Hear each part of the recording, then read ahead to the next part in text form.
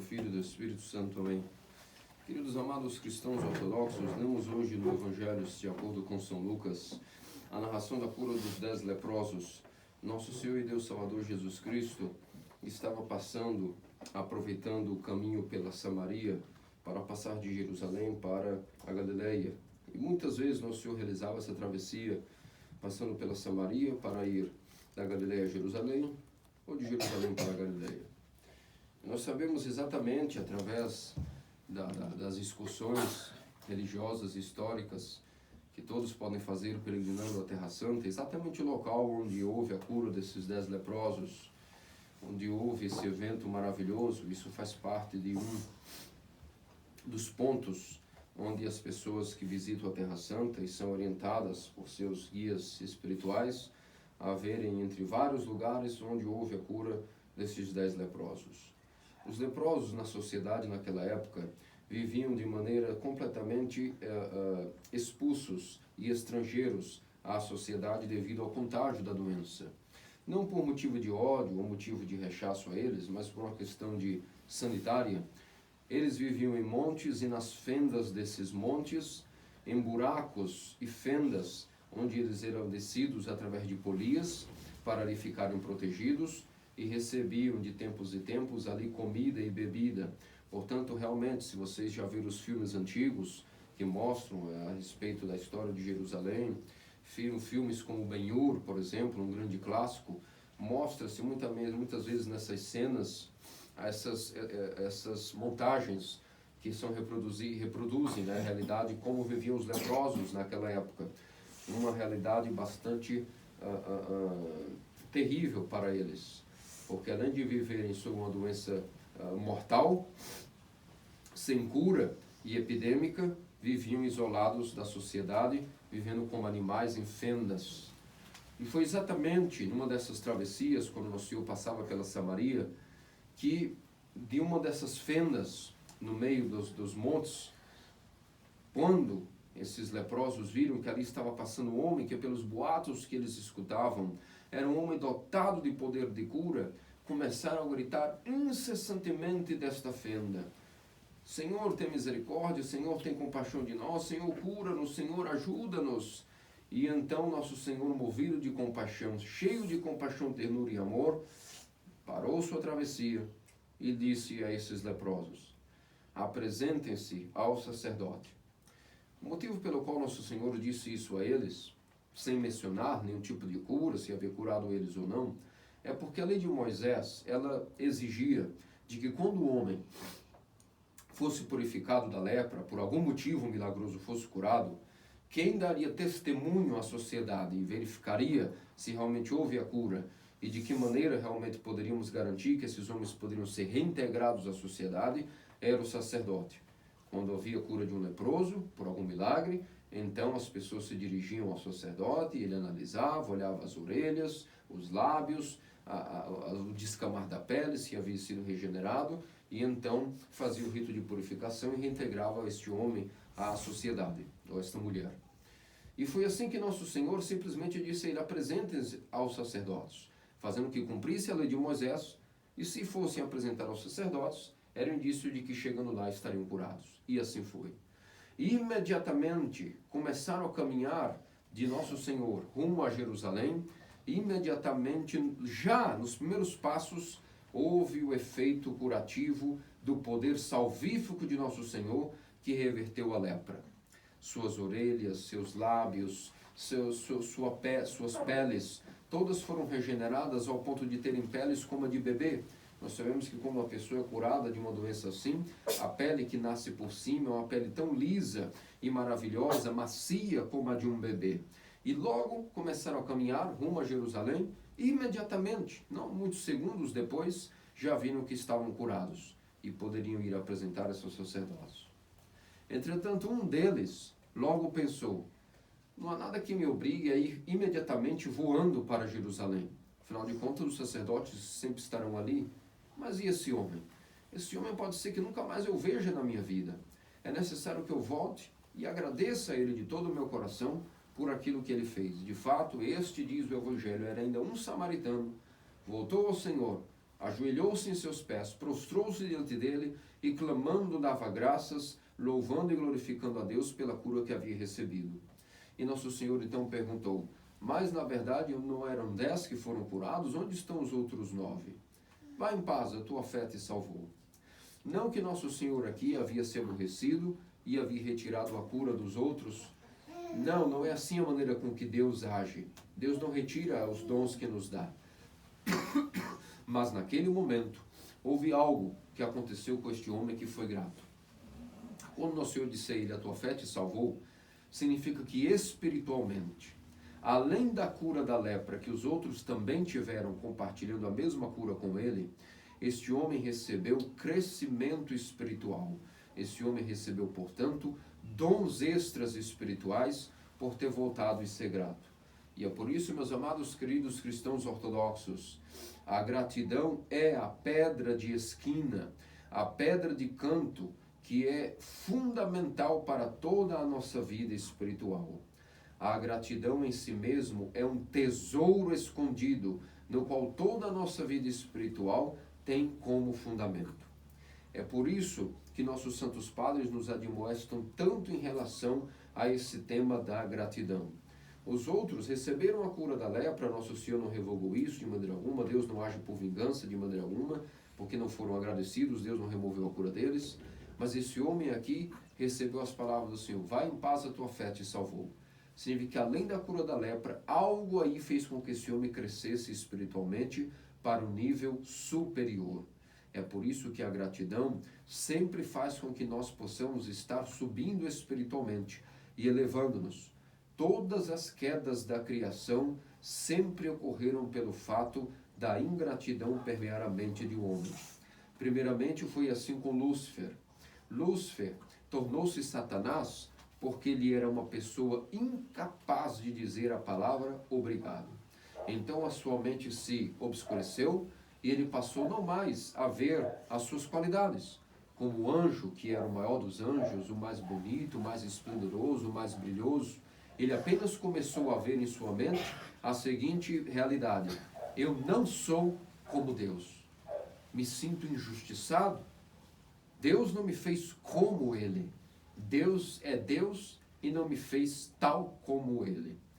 Por isso, o arcanjo Miguel humildemente gritou: quem como Deus para não servires?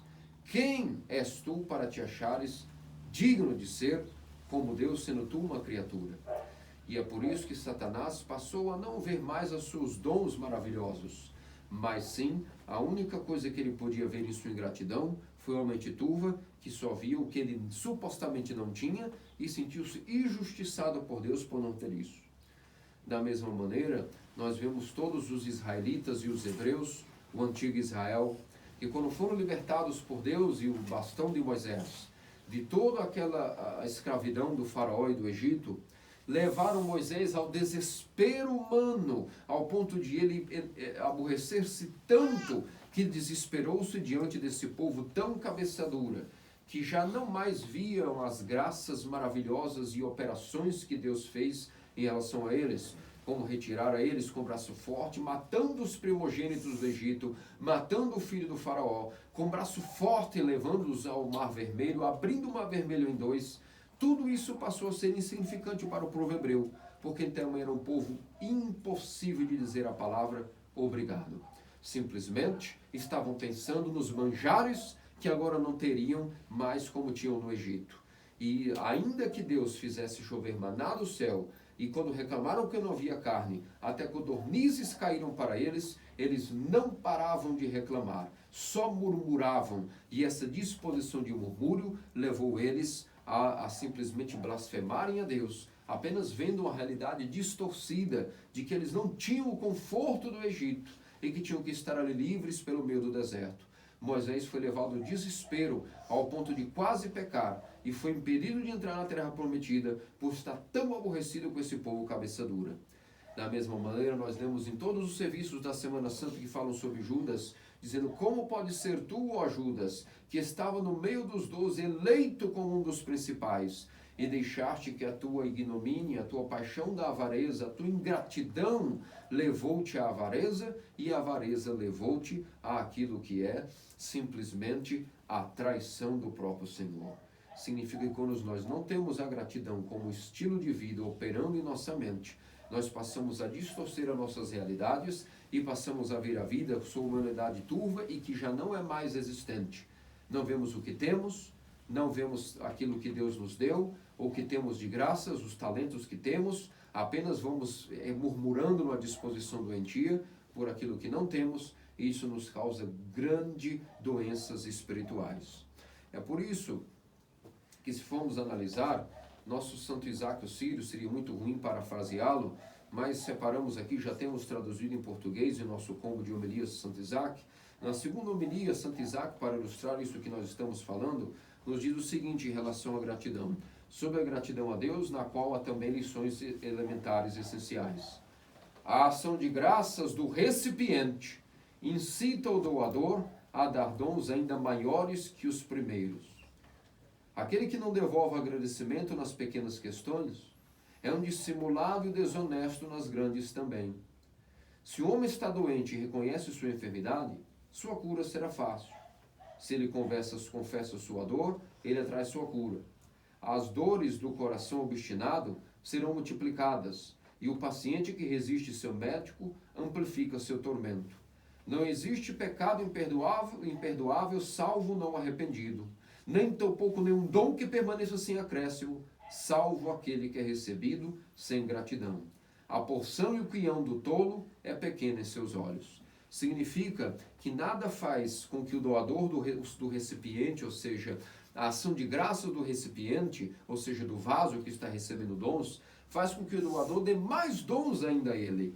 Mas algo que ata e amarra as mãos de nosso Senhor para conosco é quando somos ingratos, e nosso Senhor, para não nos ver caindo em mais pecados e blasfêmias, sabendo que somos ingratos, para de nos dar dons espirituais, porque sabe, se nós não formos gratos nesses pequenos dons, ele se der mais, nós seremos só mais ingratos e pecaremos mais.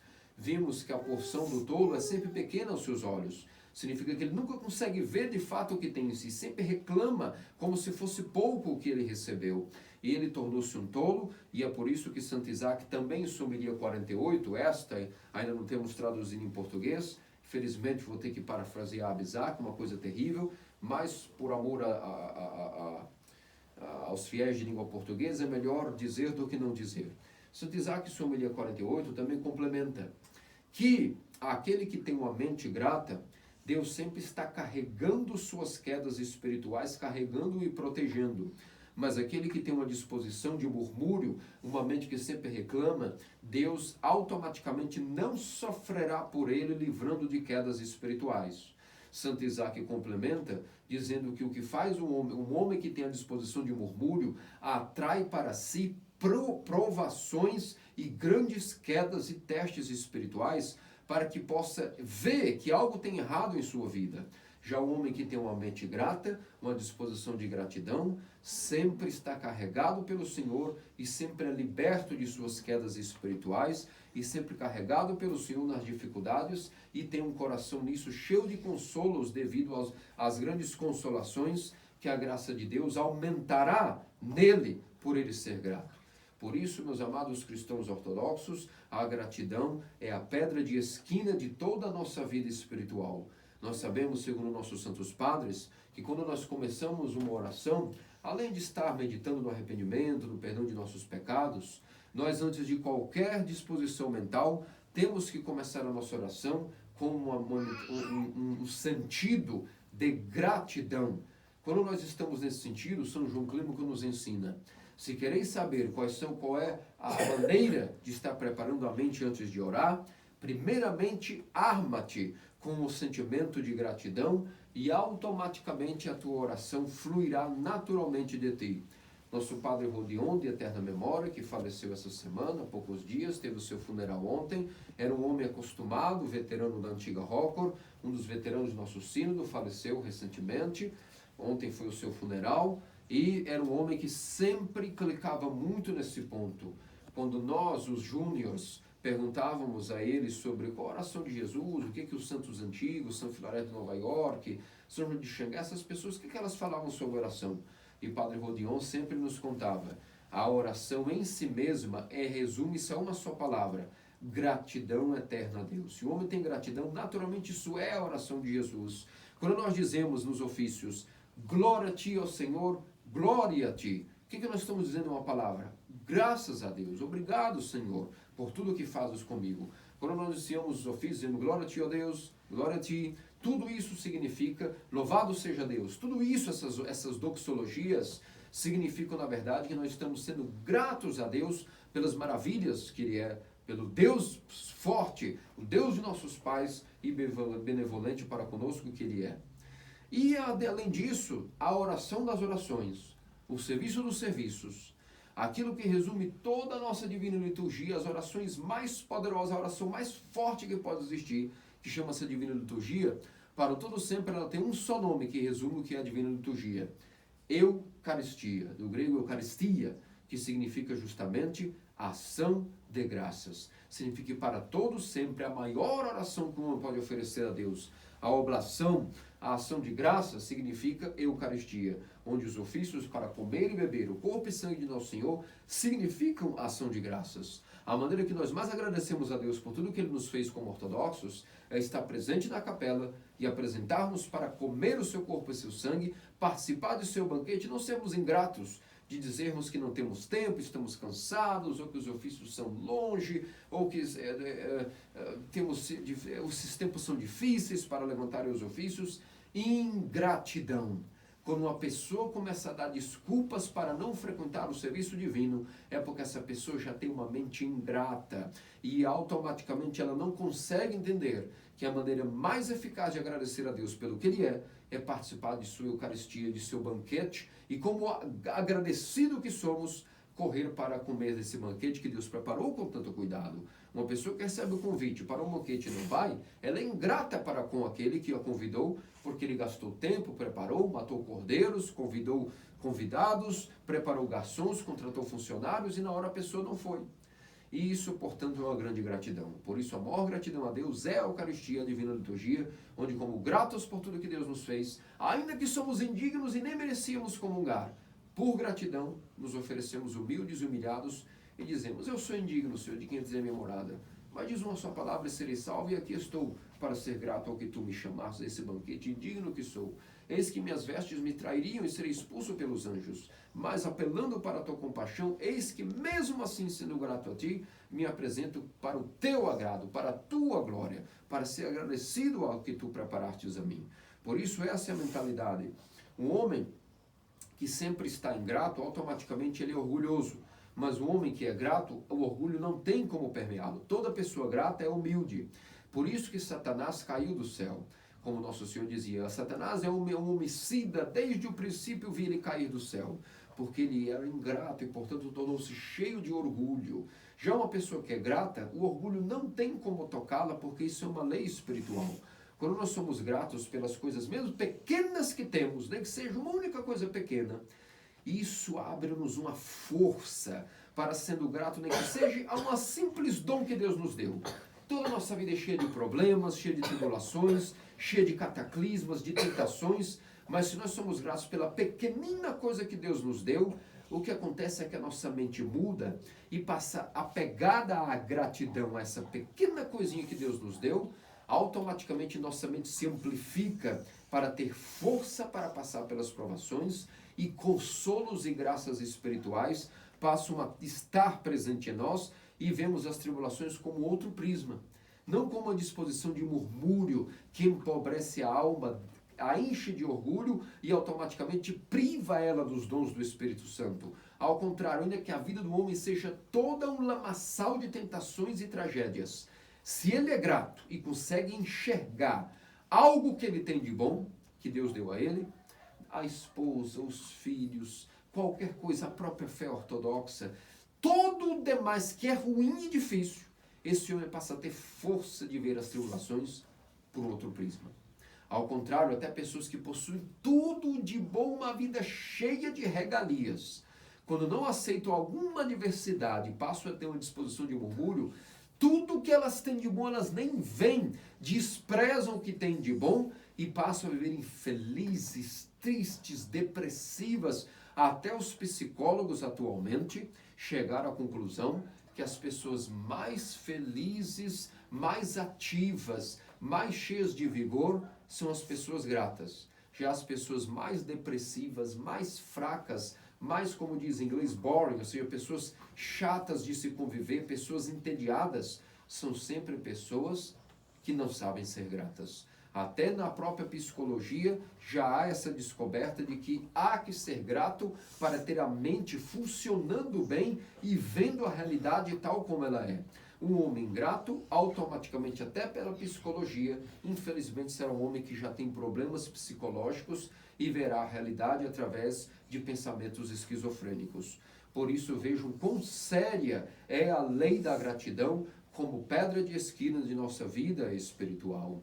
É necessário que nós humildemente sempre peçamos a Deus a graça de sermos gratos, sempre forçando a mente a ser grata, mesmo quando nós estamos em crise. Temos que forçar-nos a sermos gratos e a gratidão opera em nós grandes maravilhas, como operou nesse leproso que era samaritano, era um estrangeiro, não era um homem segundo a fé de Abraão, Isaac e Jacó, era um homem que tinha fé mesclada com conceitos pagãos, mas mesmo assim, só por ser grato, lhe chegou a nosso Senhor, ajoelhou-se em seus pés e teve ali a manifestação da graça a si e recebeu a verdadeira fé e o conhecimento da verdade. Santo Isaac o Sírio também comenta em sua homilia 48 que o homem que está sempre ingrato, ele perdeu a iluminação do conhecimento da verdade e passa a ser um homem que já não tem mais conhecimento espiritual. Ao contrário, o homem ingrato, sempre o homem que Deus está investindo nele com nível de conhecimento sobrenatural, o qual se aprende não pelos livros, mas sim através de provações diretamente de Deus revelado no coração, porque Deus gosta e amplifica o recipiente, dilata o vaso para que possa dar mais dons. Mas quando uma pessoa é ingrata, espiritualmente Deus ata suas mãos para que essa pessoa não acabe blasfemando e recebendo mais dons, reclame mais e acabe por essa disposição de murmúrio a adquirir mais pecados e, portanto, sabemos que a disposição de murmúrio imediatamente cessa a graça do Espírito Santo operando em um homem e ele passa a ser simplesmente um homem terrenal. Por isso, meus amados cristãos ortodoxos, não lhe tomemos isso por pouca coisa. Esforcemos-nos ao máximo, com todo o nosso ser, para sermos gratos ainda pelas nossas pequeninas coisas. E confiemos que Deus, vendo que somos gratos, nos dará força para que possamos ter energia, poder, foco de energia e empoderamento para passar por aquilo que são as adversidades. E que tristes são aqueles outros extremos. Pessoas que possuem tudo, mas mesmo assim são ingratas por alguma outra adversidadezinha ou dificuldade que passam e nem lembram das grandes graças que receberam dos seus talentos. Que grande tristeza, e essas pessoas passam a ser os chamados negacionistas, os negativos, e faz muito mal conviver com essas pessoas, porque como uma pessoa torna-se um negativista, um pessimista, ele passa a ser não só uma pessoa que tem pensamentos destrutivos que fazem mal a ele, como mal às pessoas ao redor, e a melhor coisa é se afastar dessas pessoas. Não porque nós não amamos elas, não queremos ser felizes, é porque elas não conseguem visualizar por fora o que estão vivendo, e a melhor coisa a fazer é distanciar-se dessas pessoas, porque ainda que tentamos ajudar, acudi-las e acordá-las, elas estão num tal limbo de negação e desses pensamentos destrutivos, que elas não vão nem só entender que fazem mal a si, não verão como fazem mal aos outros, e portanto a melhor coisa para não causar problemas é distanciar-se dessas pessoas e sempre nos colocarmos ao redor de pessoas positivas, pessoas animadas, pessoas mais inteligentes, mais espertas que nós, que são gratas, que são sempre motivadas, e nisso nós cresceremos também. Não porque não amamos os negacionistas, os negativos, os pessimistas, é que não faz bem a eles, a nossa companhia e nem nós conseguiremos tirar eles desse problema, porque é muito difícil uma pessoa pessimista e negacionista e que tem disposição de murmúrio enxergar a realidade dela e o que ela faz para os outros. A melhor coisa é se afastar para que a pessoa possa depois ir refletindo mais ou menos a sua própria realidade. Hoje, meus amados queridos cristãos ortodoxos, nós também celebramos o grande fundador da vida monacal, da vida eremítica, Santo Antônio Grande, o grande Abba do deserto, o pai dos monges. Santo Antônio Grande nasceu logo ali, ainda nos primórdios do século III, onde as perseguições estavam cessando, mas as pessoas estavam relaxando em sua piedade. Quando havia o aguilhão do martírio, todos corriam sabendo que o cristianismo era um caminho difícil, de cruz, e que não serve para nada o cristianismo sem sofrimento. Que se nós vamos seguir a Cristo, queremos uma vida boa, uma vida fácil, sem luta, isso não serve. As pessoas sabiam muito disso, por isso corriam para as arenas do Coliseu, corriam para dar testemunho e diziam, isso é o cristianismo, sofrer, sangrar e não ter vida boa nem facilidades. Quando houve o começo da era de liberdade para os cristãos, os mais piedosos ficaram preocupados pensando, se nós não temos a perseguição, o que nós teremos agora? Houve frouxidão, queda moral, mas poucos piedosos ficaram pensando, como nós vamos agora fabricar um modo de vida que nos mantenha na vida estrita, no asceticismo, na cruz do martírio, ainda que não haja derramamento de sangue. E entre essas pessoas, Antônio Grande foi um daqueles que teve essa mentalidade mais radical em relação a esse pensamento. Algumas mulheres piedosas e homens piedosos tornaram-se aldeões, ou seja, viviam nas periferias da cidade, afastados da liberdade e da devassidão que os cristãos estavam vivendo e viviam isolados, mas ainda dependentes da cidade. Abasteciam-se dos suprimentos e roupas da cidade, mas viviam isolados.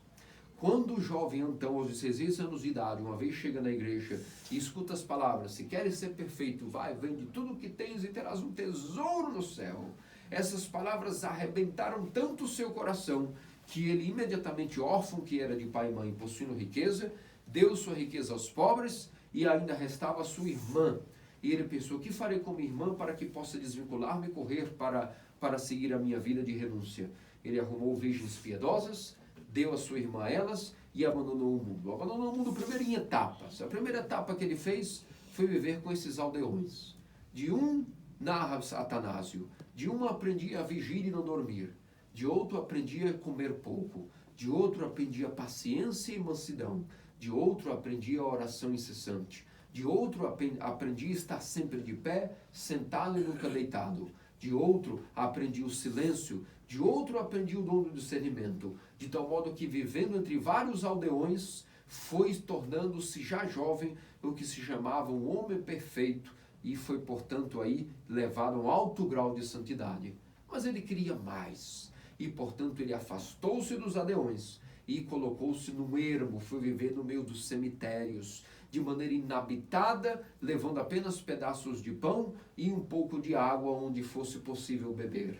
E nesse momento o demônio calculou, se Antônio progride nesse tipo de renúncia, logo outras pessoas virão segui-lo, e nós, demônios, teremos muita dificuldade para continuar combatendo o cristianismo que está em nossas mãos, pela frouxidão da falta do martírio e da época de liberdade que os imperadores deram.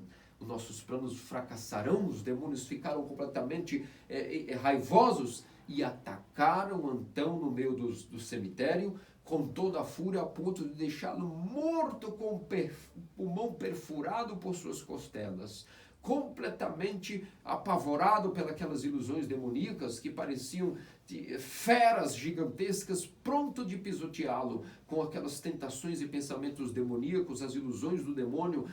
O chão tremia devido às ilusões e fraudes que o demônio causava nele.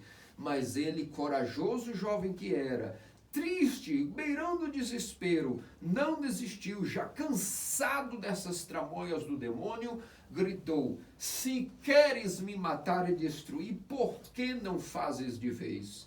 E naquele momento o demônio, vendo a coragem de Antão, mesmo semi-morto, covarde que é, teve que abandoná-lo. E nosso Senhor, pela primeira vez, entre muitas outras que depois apareceu a Antão, nosso Senhor pela primeira vez aparece a ele de uma maneira miraculosa, e Antão em lágrimas, jovem, inexperiente, cansado, imaturo ainda, diz a nosso Senhor: onde é que estavas? Não vias tudo que eu passei aqui por ti? E nosso Senhor disse: Antônio, eu estava sempre ao teu lado te fortalecendo, mas a mim me comprazia te ver combater.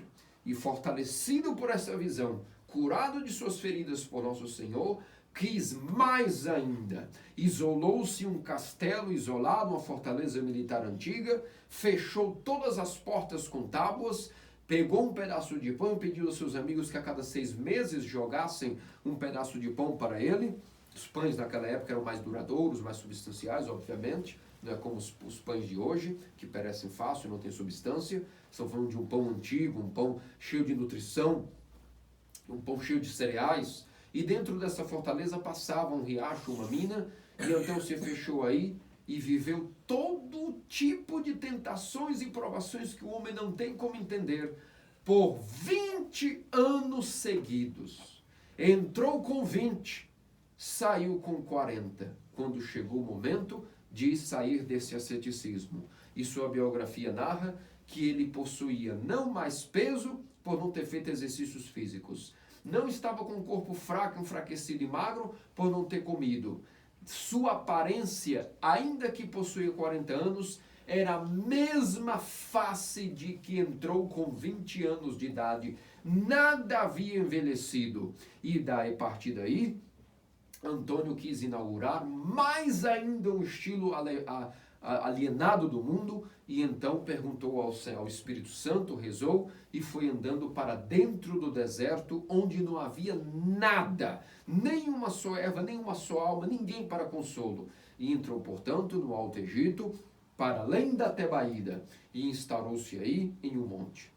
Se nós visualizarmos hoje até as peregrinações ao Egito, as ermidas de Antônio, onde atualmente os coptas guardam esses locais onde Antônio vivia, até pelos vídeos hoje, não é difícil pesquisar na internet, narra-se os locais e cavernas que Antônio cavava e que ficava por dias aí parado. E até os peregrinos, quando vêm, uma certa cova que ele cavou no chão, onde ele ficava ali no meio do escuro, sem oxigênio, simplesmente, quase praticamente com o espaço de seu corpo, com as mãos sobre si, e ele ficava ali horas e horas e dias sem se mexer, somente meditando sobre Deus. Onde a pessoa ficar ali 5 minutos, ela já entra em estado de loucura e claustrofobia, de tão apertado, escuro e sem oxigênio que era aquele local. Mas se vê que Antônio aí quis dar-se a um alto grau de concentração, de oração mental, de purificação de seus pecados e suas paixões, e Deus estava com ele. Depois disso, grande multidão de pessoas começaram a segui-lo para tentar copiar esse estilo de vida, tentar imitá-lo, e nasce aí o que nós chamamos a vida monástica, de uma maneira renunciada em alto grau de asceticismo. Uma vida já não mais dependente em nada do mundo, uma vida completamente fora da sociedade humana, um outro tipo de estilo de vida, o estilo angelical. Ainda que Pacômio, seu discípulo, fundou a vida de cenobos e comunidades, podemos dizer que Antônio fundou a vida eremítica, a vida dos monges separados da sociedade, e ainda que Pacômio recebeu a veste monástica do arcanjo Gabriel, Antônio recebeu o que hoje nós conhecemos como cordão de oração. Tudo isso nasceu com Santo Antônio. Quando ele fazia sua regra de prostrações, ele possuía um vaso e jogava pedrinhas para contar as suas prostrações e manter a sua regra de oração ativa, porque ele jamais passava 1 minuto sem orar, ou sem trabalhar, ou em alto grau de produção de coisas, ou seja, ou orando, ou trabalhando, produzindo o seu próprio trigo para plantar o seu pão. O ócio não existia para Antão. E então, o demônio, vendo que ele poderia distraí-lo, derrubava e chutava o vaso para que ele pudesse perder as suas contas de sua regra de oração. Então, Antônio pegou uma corda e começou a fazer nós. Satanás, enfurecido, desatava esses nós. até que, por misericórdia divina e providência, o arcanjo Gabriel veio e ensinou a ele o famoso nó de 7 cruzes, a qual o demônio não poderia desatar, e Antônio poderia começar a contar as suas prostrações e invocações, e nisso nasce o que nós conhecemos como cordão de oração, através da biografia de Santo Antão o Grande. Depois disso, vendo que várias multidões estavam já vivendo com ele, ele quis viver uma vida ainda mais afastada. E o Espírito Santo a ele revelou que se ele quisesse realmente encontrar o sossego, agora teria que passar para além de todo o ermo, além da Tebaída, para um outro tipo de deserto mais ainda crítico e árido. E foi aí que ele se estabeleceu nos pés de um monte, e aí foi onde teve o final de sua vida. Mas outra lavra foi aí criada, ou seja, um conjunto de monges que começaram a viver em torno dele com suas cavernas, cavando suas células nos pés do monte, e nasceu, portanto, a última grande lavra de Antônio, onde ele entregou seu espírito com mais de 106 anos de idade. Atanásio o convocou certa vez para ajudá-lo a combater os arianos, e ainda que Antônio estava afastado do mundo por décadas e décadas, o Espírito Santo sempre o atualizava sobre tudo o que acontecia no mundo, e ele sabia da heresia diário e combateu os arianos de uma maneira excepcional. No final de sua vida, Atanásio conta que Antônio tinha o seu tônus muscular, ainda que era um homem centenário, ainda um grande tônus muscular. Todos os seus dentes, nenhum havia ficado podre, e os seus olhos eram isentos de catarata, com a visão perfeita. Apenas os seus cabelos eram brancos e sua barba branca, mas tratava-se de um homem viril e dotado de força. Por isso, Santo Antônio Grande iniciou para nós um novo estilo de vida que o demônio invejou demais, mas não pôde destruí-lo, e a partir daí inaugura-se esse novo estilo de vida, onde Crisóstomo, mais tarde no século IV, narraria: a mais do que as estrelas do céu, vemos os gorros dos monges andando por todo o deserto do Egito, iluminando os desertos, e a população agora está equilibrada. Mas temos tanta população no deserto como nas cidades, de tal maneira que não sabemos quem é mais populoso, a cidade ou o deserto. E para lá e para colar, como as areias do mar e as estrelas do céu, estão os gorros dos monges, vivendo em seus trabalhos e em suas orações a Deus. Através de Antônio, por esse esforço, todos nós hoje somos agraciados com a atualização do modo de vida apostólico. O chamado apostólico atualizado hoje é a vida monacal, onde alguém que queira abandonar tudo e seguir a Cristo e ter um tesouro no céu, como os apóstolos tudo abandonaram, esse chamado apostólico é atualizado hoje no Novo Israel, através da vida monástica, a vida angelical. Isso levou depois seu sucessor, Macário, a continuar uma vida em um deserto mais ainda estrito e mais severo, e depois Pacômio estabelecendo um modo de vida de cenobas de mosteiros, onde os homens mais fracos, que não davam conta de viver como eremitas, como Antônio, e em sua lavra os outros monges, poderiam viver compartilhando uma mesma regra sob um único abade. E nisso nasce o que nós conhecemos como cenóbios ou monastérios, onde o abade, onde o aba, ou seja, o grande mestre espiritual, chama-se agora um abade ou um arquimandrita.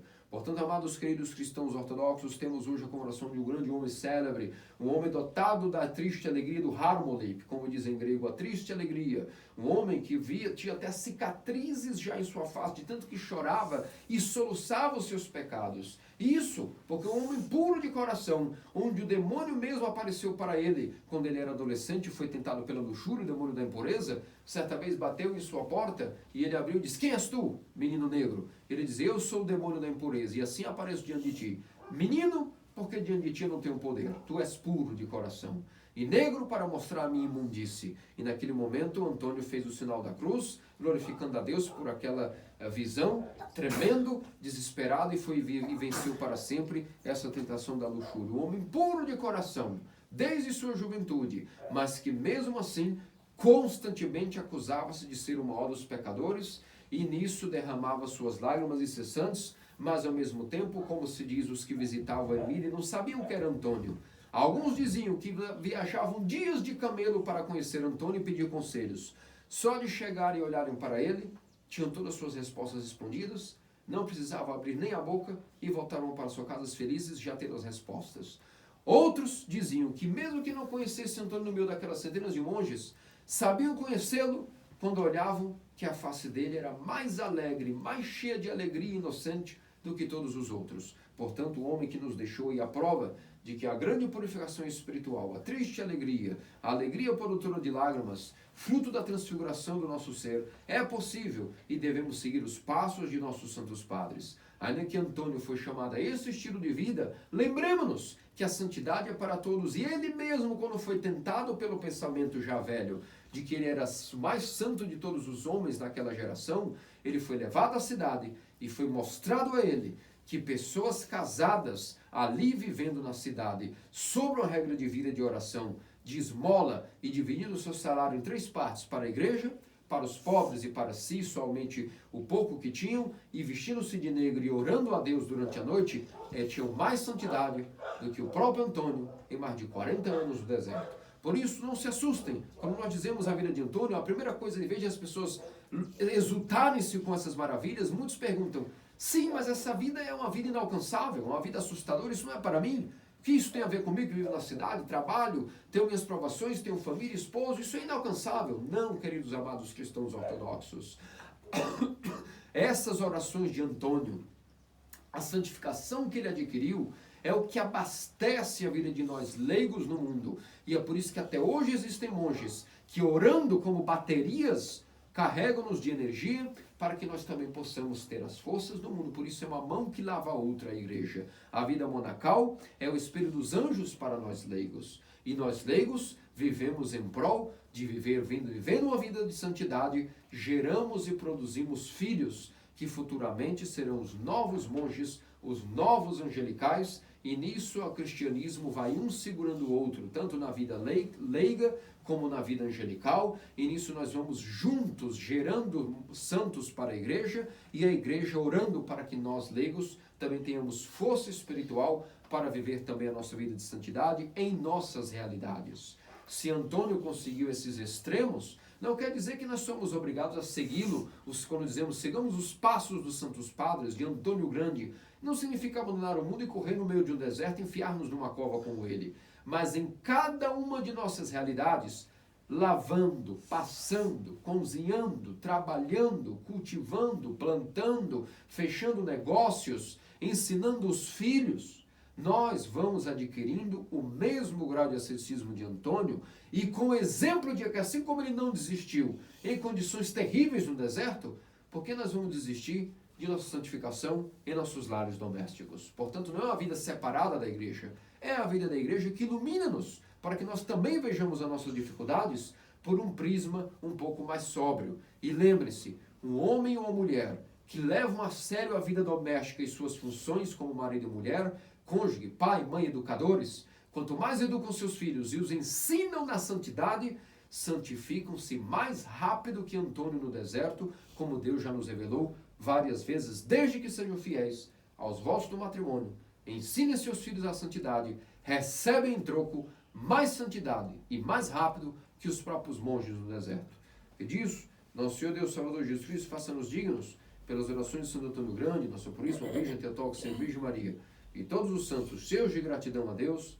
Amém. Amém.